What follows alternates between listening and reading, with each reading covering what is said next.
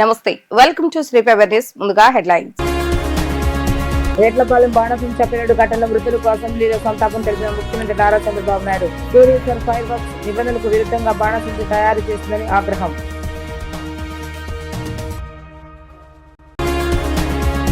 Panchayati Raj science and technology budget గ్రాంట్లను ప్రవేశపెట్టిన ఉప ముఖ్యమంత్రి పవన్ కళ్యాణ్. కొత్త జిల్లాలో జిల్లా పరిషత్ కార్యాలయాలు ఏర్పాటు చేస్తామని వ్యాఖ్య. అంగన్వాడీల అంశంపై అసెంబ్లీలో చర్చ. అంగన్వాడీల అన్ని సమస్యలు త్వరలోనే పరిష్కరిస్తామని వ్యాఖ్య. కాకినాడ జిల్లా వేట్లపాలెం బాణసంచ పేలుళ్లో మృతుల కుటుంబాలకు ప్రభుత్వం అండగా ఉంటుందని ముఖ్యమంత్రి నారా చంద్రబాబు నాయుడు ప్రకటించారు. సూర్యశ్రీ ఫైర్ వర్కర్స్ పరిశ్రమకు గత ప్రభుత్వ హయాంలోనే లైసెన్సులు, అనుమతులు ఇచ్చారని చెప్పారు. ఈ సంస్థ నిబంధనలకు విరుద్ధంగా బాణసంచ తయారు చేసిందని, కూలీలను పెట్టుకుందని అన్నారు. అసెంబ్లీలో సంతాప ప్రకటన చేశారు. మృతులకు సంతాపం తెలుపుతూ సభ 2 నిమిషాలు మౌనం పాటించింది. ఈ దుర్ఘటనలో ఇప్పటి వరకు 26 మంది చనిపోయారని ముఖ్యమంత్రి విచారం వ్యక్తం చేశారు. ప్రస్తుతం 6 వేర్వేరు హాస్పిటల్లో చికిత్స పొందుతున్నారని అన్నారు. ఆర్డర్లు ఉన్నాయని, బాణసంచ పెద్ద ఎత్తున తయారు చేసిందని, పరిమితికి మించి ముందుగండు సామగ్రి నిల్వ చేసిందని వెల్లడించారు. అన్ని జాగ్రత్తలు తీసుకుని బాణసంచ తయారు చేయాలన్న దురాశతో ఎక్కువ బాణసంచ తయారు చేయాలని ప్రయత్నించడమే ప్రమాదానికి కారణమైందని అన్నారు. ఇలాంటి ఘటనలు పునరావృతం కానివ్వబోమని అన్నారు. పెద్దాపురం ఆర్డీఓ, పెద్దాపురం డీఎస్పీ, జిల్లా ఫైర్ ఆఫీసర్, లేబర్ ఆఫీసర్లను సస్పెండ్ చేశామని తెలిపారు.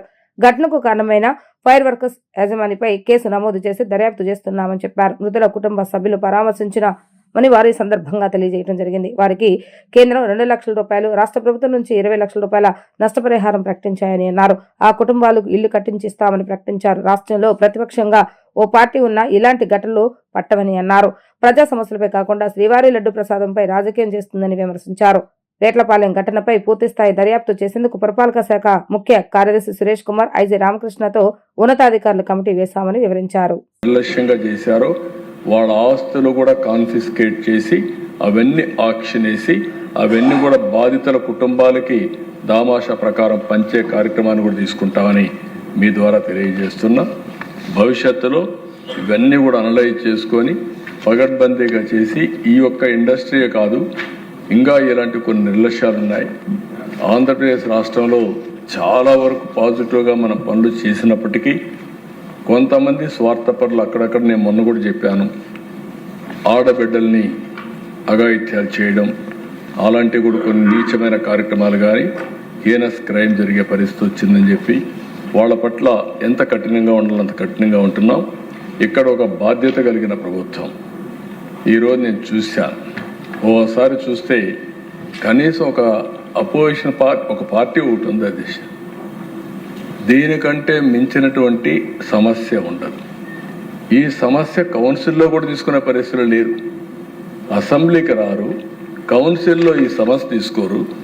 రాజకీయంగా తిరుపతి లడ్డు విషయం, వెంకటేశ్వర స్వామిని అప్రతిష్ట పాలు చేయడానికి పనిగట్టుకొని పనిచేస్తారు తప్ప ప్రజా సమస్యలు మాట్లాడే పరిస్థితులు లేరు. దీన్ని నేను చాలా తీవ్రంగా ఖండిస్తున్నాను అధ్యక్ష. అయితే బాధ్యత కలిగిన ప్రభుత్వం, బాధ్యతని తప్పించుకో, కానీ ఎవరి కోసం కాదు, ప్రజల కోసం పనిచేస్తున్నాం. అందుకే మళ్ళీ ఈ ఫ్లోర్ నుంచి చెప్తున్నాను అధ్యక్ష, ఎవరైతే ఇలాంటి ఫ్యాక్టరీస్ పెట్టుకుంటారో అలాంటి మీ వల్ల ప్రజల ప్రాణాలకు ప్రమాదం తీసుకొచ్చే పరిస్థితి తీసుకురావద్దండి. కఠినమైన చర్యలు తీసుకుంటాం, కఠినమైన నిబంధనలు పెడతాం, పర్యవేక్షిస్తాం. రాబోయే రోజుల్లో ఇలాంటి జరిగితే మాత్రం ఇప్పుడు కూడా ఈ ఇష్యూ కూడా వదిలిపెట్టాం. దీన్ని లాజికల్గా తీసుకుపోతూనే డెమాన్స్ట్రేటివ్ ఎఫెక్ట్గా పోయి భవిష్యత్తులో కూడా దీనికంటే కఠినంగా ఉంటామని మరొక్కసారి విజ్ఞప్తి చేసుకుంటూ, ఏదేమైనా చాలా బాధ కలుగుతున్న దేశం చూసినప్పుడు, ఆ బాడీస్ చూసినా కూడా ఇంకా నేను మర్చిపోలేకపోతున్నా. చాలా దారుణం, బాధాకరం. ఏదేమైనా మానవత్వంతో ప్రతి ఒక్కరు పనిచేయాల్సిన అవసరం ఉంది.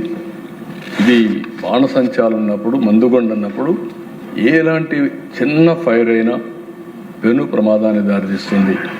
అలాంటి ఇంగిత జ్ఞానం లేకుండా వీళ్ళు పనిచేయడం చాలా బాధాకరం తెలియజేసుకుంటూ దీన్ని తీవ్రంగా ఖండిస్తూ, రహదారుల పక్కన ఉన్న భారీ వృక్షాలను విస్తీర్ణ సమయంలో తొలగిస్తున్నారని 100 పైగా వయసున్న చెట్లను తొలగించడం బాధాకరంగా ఉందని ఆంధ్రప్రదేశ్ ఉప ముఖ్యమంత్రి పవన్ కళ్యాణ్ వ్యాఖ్యానించారు. వాటిని వేరే ప్రాంతానికి తరలించడానికి ప్రత్యేక పాలసీ తీసుకొస్తున్నామని పేర్కొన్నారు. నెల రోజుల్లోనే ఈ విషయంపై సానుకూల నిర్ణయం వస్తుందని తెలిపారు. పంచాయతీరాజ్ బడ్జెట్ 15,485 కోట్ల రూపాయలు, గ్రామీణాభివృద్ధి శాఖకు 11,217 కోట్ల రూపాయలు, అటవీ సైన్స్ అండ్ టెక్నాలజీ శాఖలకు 713 కోట్ల రూపాయలు బడ్జెట్ గ్రాంట్ల కోసం అసెంబ్లీలో ప్రవేశపెట్టారు. ఈ సందర్భంగా పవన్ కళ్యాణ్ మాట్లాడారు. కొత్త జిల్లాలో జిల్లా పరిషత్ కార్యాలయాలు ఏర్పాటు చేస్తామని చెప్పుకొచ్చారు. ఎన్నికల్లోపు ఈ ప్రక్రియ జరుగుతుందని అన్నారు. మొక్కలు నాటిన తర్వాత వాటి సంరక్షణపైన దృష్టి పెడతామని తెలిపారు. మొక్కలకు జియో ట్యాగింగ్ విషయం ప్రయోగాత్మకంగా అమలు చేస్తున్నామని వివరించారు. పట్టుబడిన ఎర్రచందనం విక్రయంపై మంత్రివర్గ ఉపసంఘం త్వరలోనే ఓ నిర్ణయం తీసుకుంటుందని స్పష్టం చేశారు. ఏపీలో 3,000 గ్రామాల్లో త్రాగునీటి సమస్య ఉన్నట్లుగా గుర్తించామని అన్నారు. ఈ సమస్య పరిష్కారానికి చర్యలు చేపట్టామని అన్నారు. 15వ ఆర్థిక సంఘం నిధులను స్థానిక సంస్థలకు సకాలంలో ఇచ్చామని ఆయన పేర్కొన్నారు. ముఖ్యంగా బాగా ఒక 140 సంవత్సరాలు 100 సంవత్సరాలు బాగా ఎదిగిన చెట్లని రోడ్ల విస్తరణ కోసం వాటిని తీసేస్తూ ఉంటాం. చాలా బాధ కలుగుతుంది అధ్యక్షుడు. పర్యావరణ ప్రేమికుడిగా నాకు కూడా మీలాగే చాలా బాధ కలిగిస్తుంది. ప్రత్యేకించి ఇందాక మన సుందరపు విజయ్ కుమార్ గారు కూడా మీ ఆధ్వర్యంలో మొదటి నాటారని చెప్పారు. ఇది ఖచ్చితంగా దీనికి ఒక పాలసీ అయితే తీసుకొస్తాం. ఎక్కడికైనా దీన్ని ఒక సామాజిక బాధ్యతగా, ఒక పర్యావరణం మన సంరక్షించుకునే బాధ్యతగా దాన్ని ఖచ్చితంగా మీకు ఒక 1 month లో దీన్ని ఒక ప్రాపర్ పాలసీకి ఎలా తీసుకొచ్చి ఆల్రెడీ దాన్ని చేస్తాం అధ్యక్ష. దాన్ని మీ దృష్టికి మీకు తెలియజేస్తాం. గౌరవ సభ్యులందరికీ మీ ద్వారా తెలియజేస్తాం. It will be taken forward. అలాగే గౌరవ శాసనసభ్యులు బండారు సత్యనారాయణమూర్తి గారు, పంచకర్ల రమేష్ గారు మనస్ఫూర్తిగా వారు అబ్జర్వేషన్స్ అన్నిటి మనస్ఫూర్తిగా ధన్యవాదాలు తెలియజేస్తాను. నరేగా యూటిలైజేషన్, అలాగే దానికి సిసి రోడ్లు కానీ, బరియల్ గ్రౌండ్స్ కానీ, క్యాటిల్ షెడ్స్ గురించి, అడవి తల్లి బాట గురించి, అలాగే పల్లె పండుగ గురించి వారు ప్రస్తావించిన అంశాలు మనస్ఫూర్తిగా వారికి గుర్తించినందుకు వారికి నా ధన్యవాదాలు తెలియజేస్తాను. అలాగే పంచకర్ల రమేష్ గారు కూడా ఈ పల్లె పండుగ సక్సెస్ గురించి, అలాగే 10,000 ప్రమోషన్స్ గురించి గుర్తించి వారు గుర్తించినందుకు, అలాగే 4,000 కిలోమీటర్లు శాసకీయ ఫండ్స్ ద్వారా దీన్ని ముందుకు తీసుకెళ్తున్నందుకు వీరందరికీ కూడా మనస్ఫూర్తిగా నేను నా ధన్యవాదాలు తెలియజేస్తాను. అలాగే గౌరవ సభ్యులు ప్రస్తావించిన అంశాలు ముఖ్యంగా మన బండారు సత్యనారాయణమూర్తి గారు చెప్పింది 2 అంశాలు కీలకమని చెప్పారు.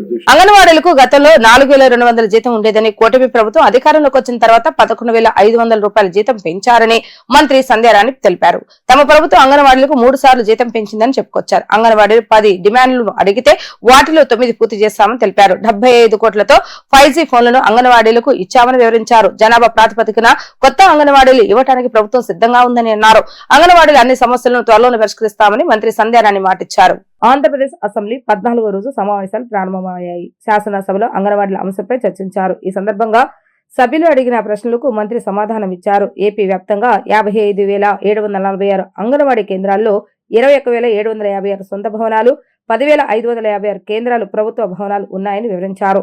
23,424 కేంద్రాలు అద్దె భవనంలో ఉన్నాయని, వాటిని అమలు చేస్తున్నామని, వాటిలో కొన్ని భవనాలు నిర్మాణం చేపడుతున్నామని వెల్లడించారు. 2,922 భవనాల నిర్మాణాలను అమలు చేస్తామని, వీటిలో 948 అంగన్వాడీ భవనాలు పూర్తి దశలో ఉన్నాయని, వాటి కోసం 4 కోట్ల రూపాయలు విడుదల అయ్యాయని చెప్పుకొచ్చారు. 193 కోట్ల రూపాయలు ఉంటే అన్ని అంగన్వాడీ భవనాలు పూర్తి చేయగలుగుతామని తెలిపారు. అంగన్వాడీ కార్యకర్తలకు 62 సంవత్సరాలు పూర్తయితే వారికి గ్రాట్యుటీ ఇస్తామని స్పష్టం చేశారు. రాగి, జొన్నలను కూడా ఆహారంగా అందిస్తున్నామని తెలిపారు. ఇప్పుడు అంగన్వాడీలకు స్టేషన్ రికగ్నైజేషన్ ఉండటంతో అందరూ సెంటర్లకు వస్తున్నారని పేర్కొన్నారు.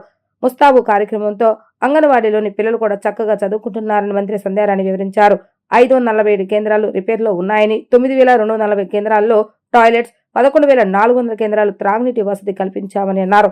దేశంలోనే నెంబర్ 1 స్థానంలో ఏపీ ఉందని చెప్పుకొచ్చారు. 20,000 కేంద్రాలకు ఇండక్షన్ స్టవ్లు ఇచ్చామని తెలిపారు. ఇండోర్ గేమ్స్, చాట్లు పిల్లలకు ఈ ఏడాది అందించామని వివరించారు. చూసుకున్నట్టయితే మనం అధ్యక్ష 2 క్వశ్చన్లు అధ్యక్ష, కొంచెం టైం ఇవ్వండి. చాలా మంది ప్రశ్నలు అడిగారు అధ్యక్ష. అడిగింది సూటికి సమాధానం చెప్పండి, స్టోరీ వద్దు సార్ 8 మంది అడిగారు అధ్యక్ష, 8 క్వశ్చన్స్ సార్. టైం ఇవ్వండి అధ్యక్ష ప్లీజ్. ఓకే లేడీస్ కోట అధ్యక్ష, ఈరోజు చూసుకున్నట్టయితే అంగన్వాడీస్ 4,200 జీతంతో ఉన్న అంగన్వాడీస్ కి ఈరోజు గౌరవ ముఖ్యమంత్రి నారా చంద్రబాబు నాయుడు 3 సార్లు జీతం పెంచి వీళ్ళకి ఇప్పుడు 11,500 రూపాయల జీతం అయింది అధ్యక్ష. ఎందుకంటే ఈ విషయం తమకు చెప్పాలి, ఎందుకంటే బయట పరిస్థితులు బట్టి దయచేసి సభా సభ్యులందరి మధ్యలో ఈ విషయం చెప్పాలి అధ్యక్ష. అలాగే రాష్ట్ర వ్యాప్తంగా ఉన్నటువంటి అన్ని సెంటర్స్ లో కూడా దశల వారీగా అన్ని విధాలుగా అన్ని రకాల సౌకర్యాలు కూడా అందిస్తున్నాం అధ్యక్ష.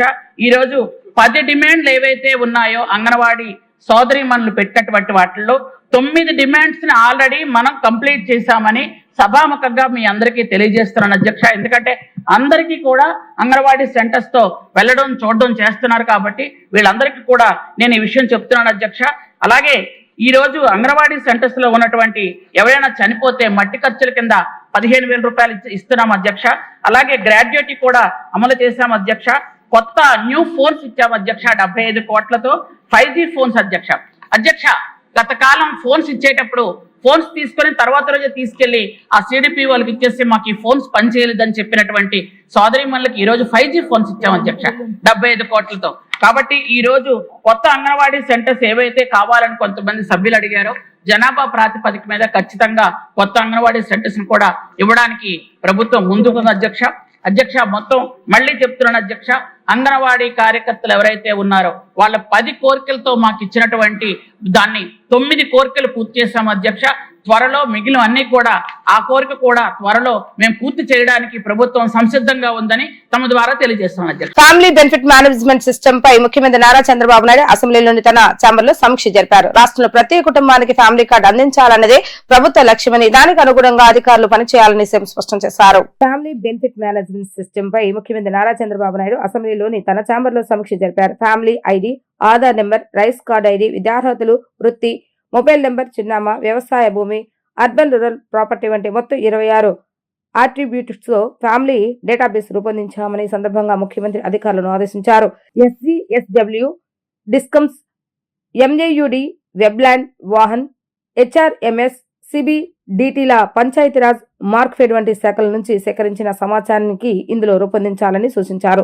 ఇప్పటికే 82% సమాచారం ఉందని, వచ్చే ఏప్రిల్ 30 నాటికి 90% డేటాబేస్ సిద్ధం చేస్తామని అధికారులు తెలిపారు. అయితే ప్రభుత్వంలోని అన్ని శాఖల దగ్గరనే ఉన్న డేటాబేస్ సమీకృతం చేయాలని, అప్పుడు ఖచ్చితంగా పెరుగుతుందని ముఖ్యమంత్రి అన్నారు. రాష్ట్రంలో ప్రతి కుటుంబానికి ఫ్యామిలీ కార్డు అందించాలన్నదే ప్రభుత్వ లక్ష్యమని దానికి అనుగుణంగా అధికారులు పనిచేయాలని సీఎం స్పష్టం చేశారు. ఇంద్రకీలాద్రిపై మరో కీలక ఘట్టానికి రంగం సిద్ధమైంది. ప్రతి 12 ఏళ్లకు ఒకసారి నిర్వహించే మహా కుంభాభిషేకాన్ని ఈ నెల 6వ తేదీ నుంచి 8వ తేదీ వరకు నిర్వహించడానికి ఏర్పాట్లు పూర్తయ్యాయని, 6న యాగశాల ప్రవేశం నుంచి క్రతువు మొదలవుతుందని, 8వ తేదీన ఉదయం 9:34 మేష లగ్నంలో కనకదుర్గమ్మ ప్రధానాలయ గోపురానికి 3 సముద్రాలు, 12 పవిత్ర నదుల జలాలను కుంభాలతో తీసుకువెళ్లి అభిషేకం చేస్తారు. దుర్గమ్మ ఆలయ కుంభాభిషేకం కోసం అరేబియా, బంగాళాఖాతం, హిందూ సముద్రాలతో పాటు కృష్ణా, గోదావరి, గంగా, యమున, కావేరి, పెన్నా, వంశధార, బ్రహ్మపుత్ర తదితర నదుల నుంచి సేకరించిన జలాలు విజయవాడ చేరుకున్నాయి. వాటిని కుంభంలో పోసి యాగశాలలో ఉంచారు. చివరి రోజున పూర్ణాహుతి పూర్తయిన తర్వాత ఆ జలాలతో అమ్మవారి ప్రధాన ఆలయ శిఖరాన్ని అభిషేకిస్తారు. ఇందుకోసం ఆలయం చుట్టూ పరంజా ఏర్పాటు చేశారు. పీఠాధిపతులు, ప్రభుత్వ పెద్దలను మాత్రమే పరంజాపైకి అనుమతిస్తారు. అమ్మవారిని దర్శించుకోవడానికి వచ్చే భక్తుల కోసం ప్రత్యేకంగా LED స్క్రీన్స్ ను ఏర్పాటు చేసి మొత్తం క్రతువును ప్రత్యక్ష ప్రసారం చేయనున్నారు. కాగా కుంభాభిషేకం జరిగే 3 రోజుల పాటు ప్రోటోకాల్ దర్శనాలు రద్దు చేశారు. క్రతువు పూర్తయ్యే వరకు అన్ని రకాల అర్జిత సేవలతో పాటు VIP దర్శనాలను కూడా రద్దు చేస్తున్నట్లుగా అధికారులు తెలిపారు. 500 టికెట్లను తాత్కాలికంగా రద్దు చేస్తారు. అన్ని క్యూలైన్ నుంచి భక్తులు ఉచితంగా దర్శనాలు చేసుకోవచ్చు. కుంభాభిషేకానికి భక్తులు పెద్ద సంఖ్యలో తరలి వచ్చే అవకాశాలు ఉన్నందున ఘాట్ రోడ్లోని ఓం మలుపు నుంచి దర్శనానికి క్యూలైన్ ఏర్పాటు చేస్తున్నారు. రోజుకు సుమారు 1,00,000 మంది వరకు భక్తులు వస్తారని అధికారులు అంచనా వేస్తున్నారు. కుంభాభిషేకం చివరి రోజు ఆదివారం ఈ సంఖ్య మరింత పెరుగుతుందని భావిస్తున్నారు. మహా కుంభాభిషేకానికి దేశంలోని ప్రముఖ పీఠాధిపతులు, ప్రభుత్వ పెద్దలు హాజరు కానున్నారు. కంచి కామకోటి పీఠాధిపతి విజయేంద్ర సరస్వతి కుంభాభిషేకం అనంతరం అనుగ్రహ భాషణం చేస్తారు. CM Chandrababu Naidu, deputy CM Pawan Kalyan, పలువురు మంత్రులు హాజరవుతారని దేవస్థాన వర్గాలు తెలిపాయి. శారీరక, మానసిక ఆరోగ్యం ప్రతి ఒక్కరి జీవితంలో అత్యంత కీలకమని జిల్లా కలెక్టర్ డాక్టర్ జి. లక్ష్మీష అన్నారు. ఫిట్ గా ఉంటేనే వ్యక్తిగత జీవితం, వృత్తి జీవితంలో ఉత్తమ ఫలితాలు సాధించగలమని చెప్పారు. ఏపీ NGO అసోసియేషన్ మహిళా ఉద్యోగుల విభాగం ఆధ్వర్యంలో అంతర్జాతీయ మహిళా దినోత్సవ వేడుకల్లో భాగంగా ఇందిరాగాంధీ మున్సిపల్ మైదానంలో క్రీడా పోటీలను జిల్లా కలెక్టర్ డాక్టర్ జి. లక్ష్మీష, సాప్ చైర్మన్ అన్విని రవినాయుడు, ఏపీ NGO రాష్ట్ర అధ్యక్షులు ఏ. విద్యాసాగర్, ప్రధాన కార్యదర్శి డివి రమణ, ఏపీ NGO మహిళా విభాగం రాష్ట్ర చైర్పర్సన్ నిర్మలా కుమారి, కన్వీనర్ పి మాధవి తదితరులతో కలిసి ప్రారంభించారు. ఈ సందర్భంగా కలెక్టర్ లక్ష్మీష మాట్లాడుతూ మనం చేసే పని ద్వారా మంచి ఫలితాలు సాధించాలంటే శారీరక ఆరోగ్యంతో పాటు మానసిక ఆరోగ్యము ముఖ్యమని, అందుకే రాష్ట్ర ప్రభుత్వం అత్యంత ప్రతిష్టాత్మకంగా యోగాంధ్ర మాసోత్సవాలు నిర్వహిస్తున్నట్లుగా తెలిపారు. ప్రభుత్వ ఉద్యోగులు శారీరకంగా, మానసికంగా ఆరోగ్యంగా ఉండటం సమర్థవంతమైనటువంటి పాలనకు కీలకమని, ప్రజలకు నాణ్యమైన సేవలు అందించాలంటే ఉద్యోగులు ఉత్సాహం, ఏకాగ్రత, సానుకూల దృక్పథంతో పనిచేయాల్సి ఉంటుందని ఆయన తెలిపారు. మానసిక ప్రశాంతత ఉంటే నిర్ణయాలు స్పష్టంగా తీసుకోవచ్చని, ఒత్తిడిని సమర్థవంతంగా ఎదుర్కోవచ్చని వివరించారు. ఈ నేపథ్యంలో ఏపీ ఎన్జీజీఓ మహిళా విభాగం ఆధ్వర్యంలో ఎలాంటి క్రీడా పోటీలు నిర్వహించడం స్ఫూర్తిదాయకం, అభినందనీయమని కలెక్టర్ లక్ష్మీషా పేర్కొన్నారు.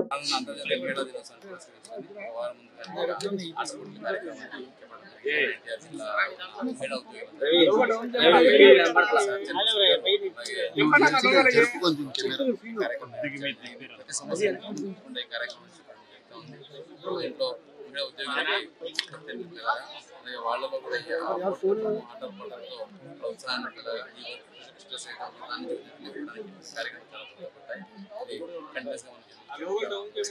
దీని ద్వారా అందరూ ఉల్లాసంగా ఉంటూ వాళ్ళ పనులు చేసుకుంటారు, చేసే పనులు వచ్చేలాగా, అలాగే ఫిట్నెస్ పెంచేలాగా ఈ కార్యక్రమం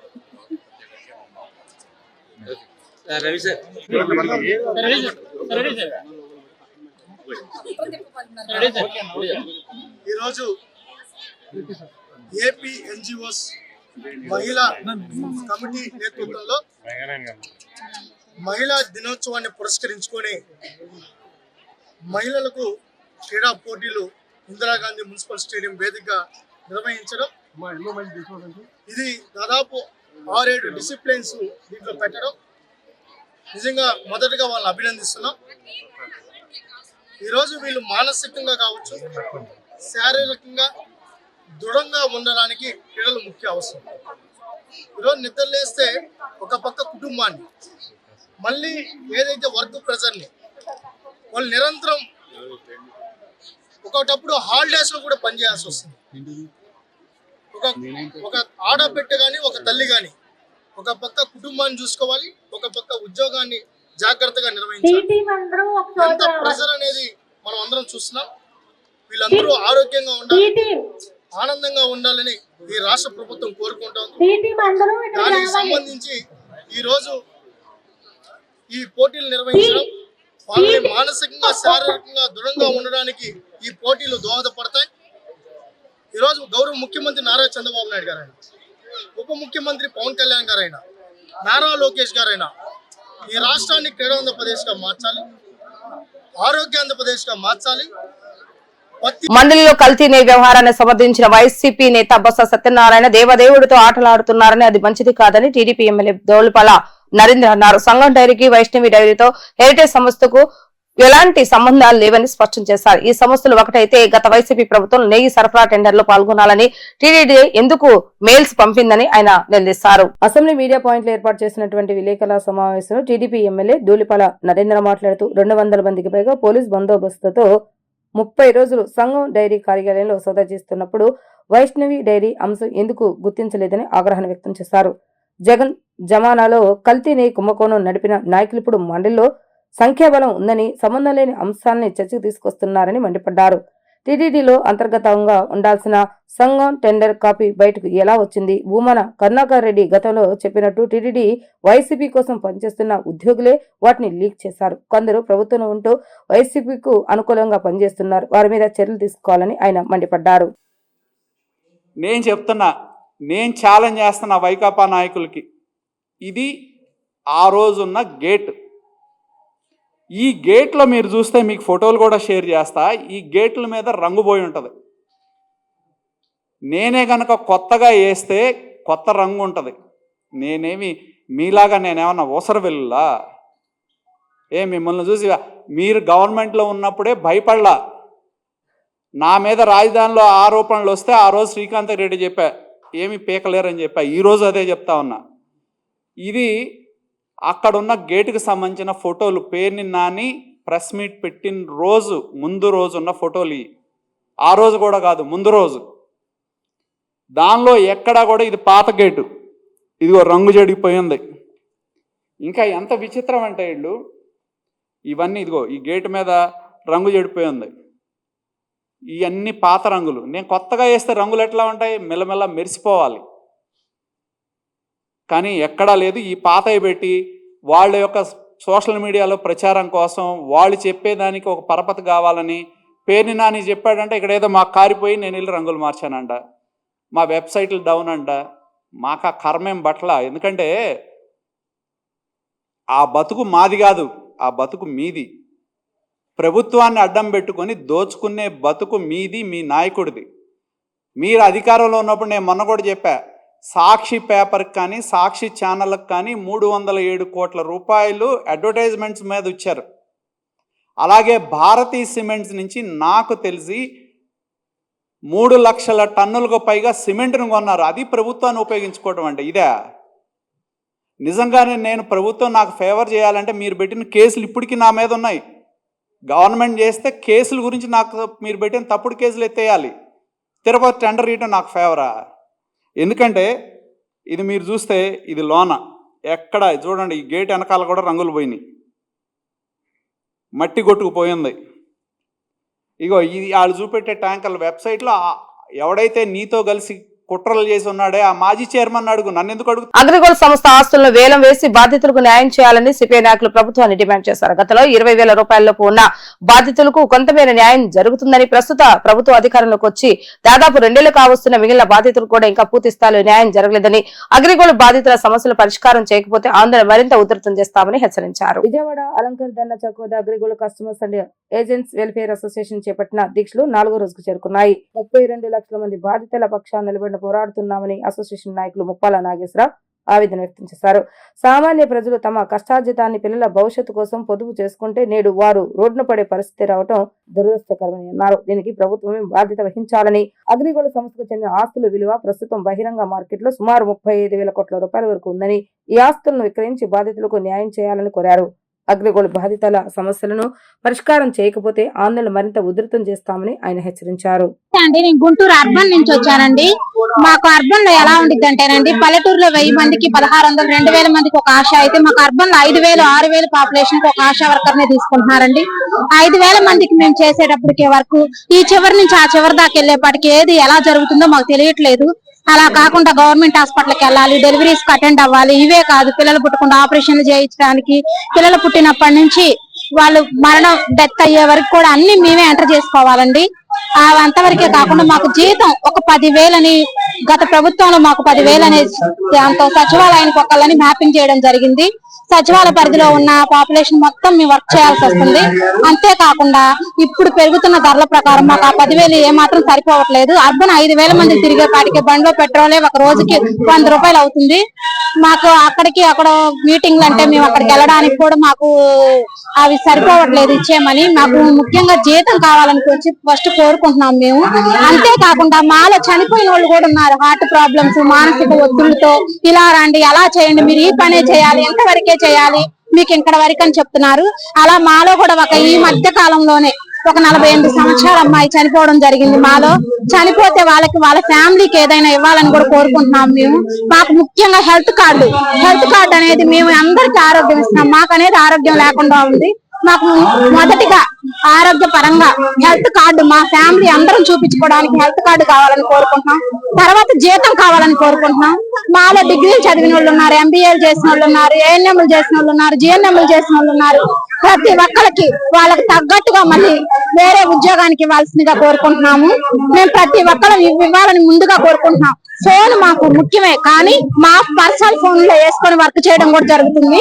ఆ ఫోన్ పనిచేయట్లేదు. మాకు సిమ్ ఇచ్చారు, కానీ ఆ సిమ్ ని మా పర్సనల్ ఫోన్ లో వేసుకొని చేస్తున్నాము. ఆ ఫోన్ పనిచేయట్లేదు. ఫోన్ అని కాదు, అది మేము చెప్పినా అది రాదు.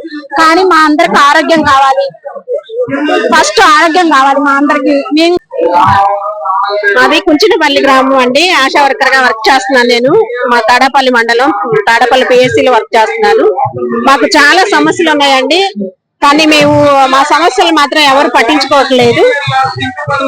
మాకైతే వర్క్ అయితే మేము ఏఎన్ఎం వర్క్ కూడా మేము చేస్తున్నాం. మాకు సరిగ్గా జీతం సరిపడా జీతం అయితే రావట్లేదు. మేము కష్టపడే కష్టానికి సరైన ఫలితం జరగట్లేదు. మేమైతే జాయిన్ అయిన దగ్గర నుంచి మేము ఇక్కడ గ్రామంలో ఉన్న ప్రతి ఒక్క మనిషికి, అంటే బిడ్డ పుట్టిన దగ్గర నుంచి చనిపోయే వరకు కూడా మేము సేవలు అందిస్తున్నాం వాళ్ళకి. ఆ బిడ్డ పుట్టిన దగ్గర నుంచి వేయవలసిన వ్యాక్సిన్స్ కానీ, ఆ బిడ్డ పెరిగిన తర్వాత ఆ బిడ్డకి ఇవ్వాల్సిన సేవలు కానీ, తర్వాత ఆమె పెళ్లి చేసుకొని మరలా తర్వాత చనిపోయే వరకు కూడా మేము వాళ్ళకి సేవలు అందిస్తున్నాము. కానీ మా సేవల్ని ఎవరు గుర్తించట్లేదు. మళ్ళీ ఇంకొకటి అండి, మాకు చాలా సమస్యగా ఉంది. మేము ఒక ఏరియాలో మమ్మల్ని ఏర్పాటు చేసుకుంటున్నారు, కానీ తర్వాత మళ్ళీ వేరే ఏరియాకి, ఈ ఏరియాకి సరిపడా మీకు పాపులేషన్ లేదు, వేరే ఏరియాలో వర్క్ చేయాలని చెప్తున్నారు. మేము మమ్మల్ని జాయిన్ చేసుకునే పరిస్థితి ఏంటంటే ఆ ఏరియాలో ఉన్న వ్యక్తి అయి ఉండాలి, ఆ ఏరియాలో ఉన్న పరిధిలో ఉన్న అందరూ మీకు తెలిసి ఉండాలని చెప్పి జాయిన్ చేసుకున్నారు. కానీ మీకు ఇప్పుడు పాపులేషన్ తగ్గిపోయింది, పక్క ఏరియాకి వెళ్ళమంటున్నారు.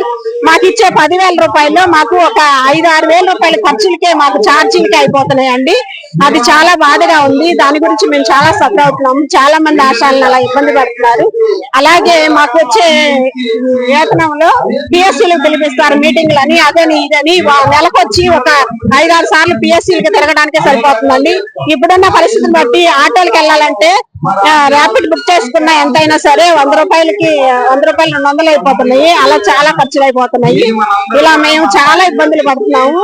అలాగే ఏపీ ఏఎన్ఎం హెల్త్ అని ఒకటి ఏపీ ఏఎన్ఎం హెల్త్ ఉంటుందండి, అది ఏఎన్ఎంస్ చేయాల్సింది.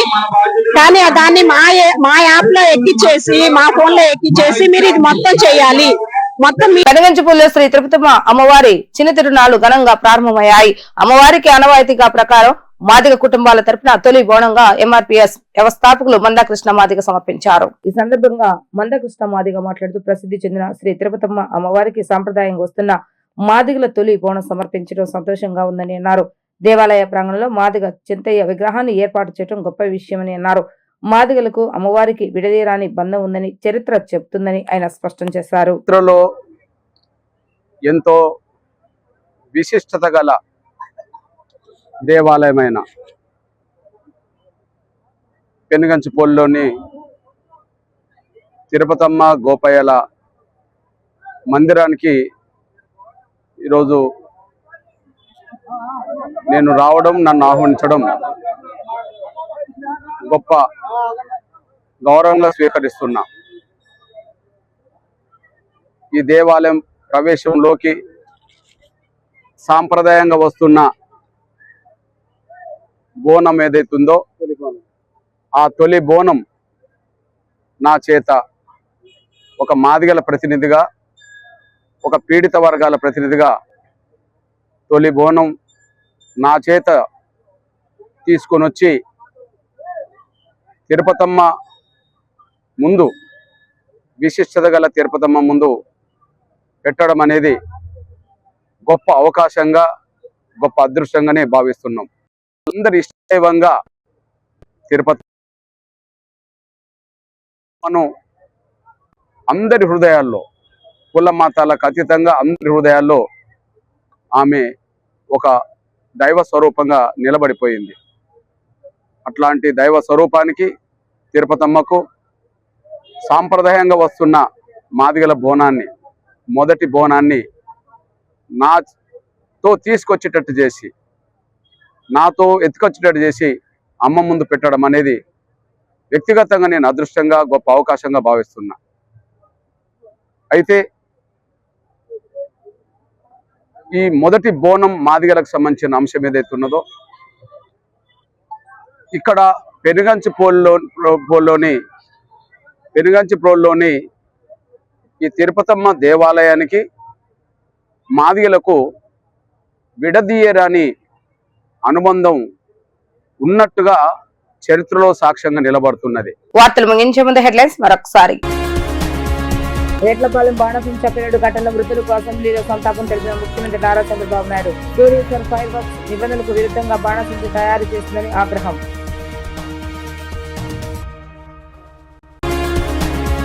Panchayati Raj science and technology budget గ్రాంట్లను ప్రవేశపెట్టిన ఉప ముఖ్యమంత్రి పవన్ కళ్యాణ్. కొత్త జిల్లాలో జిల్లా పరిషత్ కార్యాలయాలు ఏర్పాటు చేస్తామని వ్యాఖ్య. అంగన్వాడీల అంశంపై అసెంబ్లీలో చర్చ. అంగన్వాడీల అన్ని సమస్యలు త్వరలోనే పరిష్కరిస్తామని వ్యాఖ్య.